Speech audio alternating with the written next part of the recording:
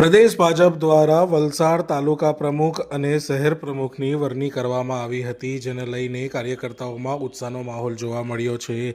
Bharatiya Janata party Valsad શહેરના પ્રમુખ પદે દિવ્યાંગ જયંતિલાલ ભગત, જ્યારે વલસાડ તાલુકા પ્રમુખ પદે તેજસ ઠાકોરભાઈ પટેલની વરણી કરાઈ હતી, જેને લઈને ભાજપ સંગઠનમાં ખુશીની લાગણી પ્રસરી છે। ત્યારે આજરોજ મોડી સાંજે વલસાડના આઝાદ ચોક ખાતે બંને યુવા નેતાના સમર્થકો દ્વારા ઢોલ નગારા સાથે અને ફટાકડા ફોડીને ઉજવણી કરવામાં આવી હતી। સાથે જ બંને નવા પ્રમુખોને મોઢું મીઠું કરાવીને સમગ્ર કાર્યક્રમની ઉજવણી કરવામાં આવી હતી। નમસ્કાર। સૌપ્રથમ મારી વલસાડ તાલુકા ભારતીય જનતા પાર્ટીના અધ્યક્ષ તરીકે અને દિવ્યાંગભાઈ ભગતની વલસાડ શહેર ભારતીય જનતા પાર્ટીના અધ્યક્ષ તરીકે જે નિમણૂક કરવામાં આવી છે તે બદલ હું વલસાડ જિલ્લાના પ્રમુખ શ્રી હેમંતભાઈ કંસારાજી અને વલસાડ શહેરના ચૂંટણી અધિકારી રાજેશભાઈ દેસાઈ, અમારા વડાપ્રધાન શ્રી નરેન્દ્રભાઈ મોદીજી અને રાષ્ટ્રીય અધ્યક્ષ શ્રી જેપી નડ્ડાજીનો અમે ખૂબ ખૂબ આભાર માનીએ છીએ। અમે બંને મળીને વલસાડ શહેર અને વલસાડ તાલુકો બંને જણા મળીને વલસાડ તાલુકામાં જે પણ કોઈ પ્રશ્ન હશે તો અમે સાથે રહીને નિવારણ કરવાની કોશિશ કરીશું। આગામી દિવસોમાં સંગઠનને લઈને કઈ રીતના કાર્યવાહી? મેં છેલ્લા 12 વર્ષથી સંગઠનના કામ કરું છું। 2 ટર્મ મેં ઉપપ્રમુખ તરીકેની જવાબદારી નિભાવી છે। મારામાં 96 ગામ આવે છે। મારા દરેક કાર્યકર્તાને હું સાથે લઈને ચાલીશ અને જે પણ કંઈ મારા ગામના જે બી કંઈ પ્રશ્ન હશે તેને હલ કરવાનો કોશિશ કરીશ।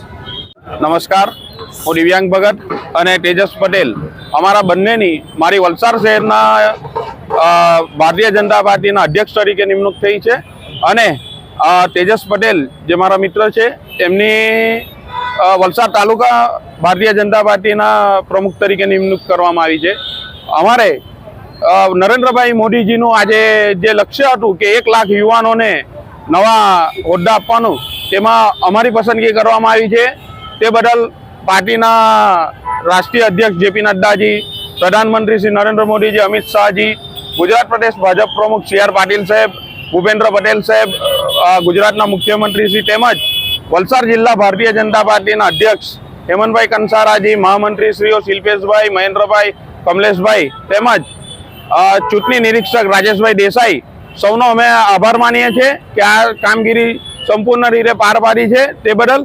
અને અમારા સાથે જે કોઈ દાવેદારો હતા કે તે સૌ અમે બધા એક છે।